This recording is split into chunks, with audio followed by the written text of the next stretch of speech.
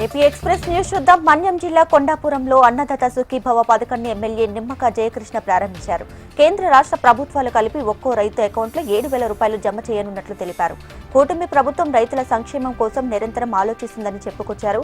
ఇక రైతుకి పెద్దపీట వేసి వారి సంక్షేమం కోసం కూటమి ప్రభుత్వం కట్టుబడి ఉందని ఎమ్మెల్యే నిమ్మక జయకృష్ణ తెలిపారు.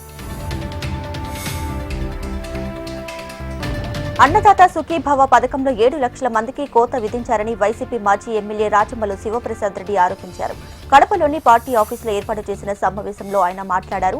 రైతు భరోసా పేరు మార్చి అన్నదాత సుఖీభవ అంటున్నారని ఎద్దేవా చేశారు.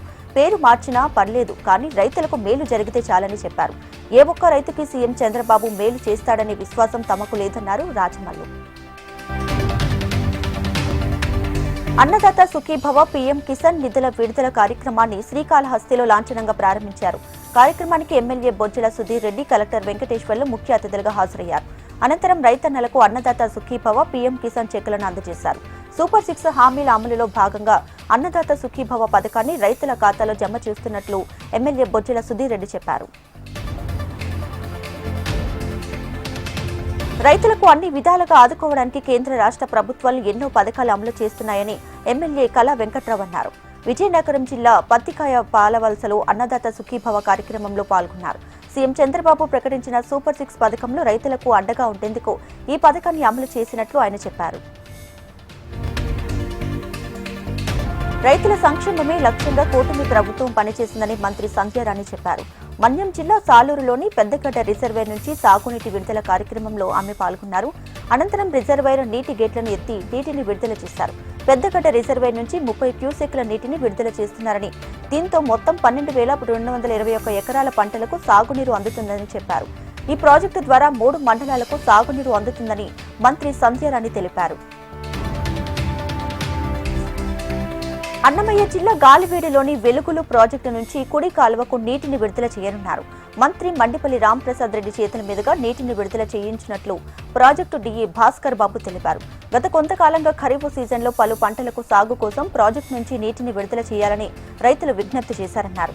రైతుల విజ్ఞప్తి మేరకు నీటిని విడుదల చేస్తున్నట్లు ప్రాజెక్టు డీఈ భాస్కర్ తెలిపారు. భారత ప్రధాని నరేంద్ర మోడీ, చంద్రబాబుల చిత్రపటాలకు రైతులతో కలిసి ఎమ్మెల్యే దేవ వరప్రసాద్ ధాన్యంతో అభిషేకం చేశారు. కోనసీమ జిల్లా రాజోల్లో నిర్వహించిన అన్నదాత సుఖీభవ కార్యక్రమానికి ముఖ్య అతిథిగా హాజరయ్యారు. ప్రజలకు ఎన్నికల ముందు ఇచ్చిన వాగ్దానాలను ఒక్కొక్కటిగా అమలు చేస్తున్నామని ఎమ్మెల్యే తెలిపారు. అనంతరం దిండి గ్రామంలో 43 లక్షల రూపాయలతో నూతనంగా నిర్మించిన మంచినీటి ట్యాంకును ప్రారంభించారు. కోనసీమ జిల్లా రాజోలు మండలం ములికిపల్లి పంచాయతీ నిధుల దుర్వినియోగంపై అధికారులు విచారణ చేపట్టారు. పంచాయతీ నిధులను దుర్వినియోగం చేసినట్లు ఆరోపిస్తూ పలువురు గ్రామస్తులు జిల్లా కలెక్టర్కు పీజీఆర్ఎస్ ద్వారా ఫిర్యాదు చేశారు. పంచాయతీ అభివృద్ధికి సహకరించాలని, నిధులు దుర్వినియోగానికి పాల్పడిన అధికారులపై చర్యలు తీసుకోవాలంటూ గ్రామస్తులు డిమాండ్ చేశారు.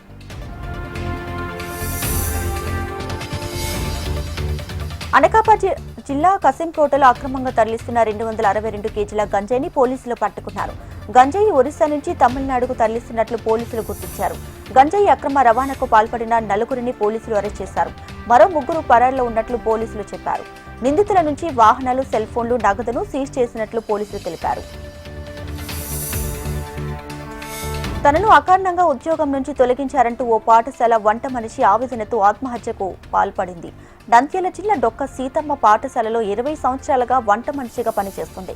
స్కూల్ ప్రధానోపాధ్యాయులను విధుల నుంచి ఉద్దేశపూర్వకంగా తొలగించారంటూ ఆవేదనతో స్కూల్ ఆవరణలోనే పురుగుల మందు సేవించి సూసైడ్కు యత్నించింది. తనను వెంటనే విధుల్లోకి తీసుకోవాలని మహిళ శరణ్య కోరారు.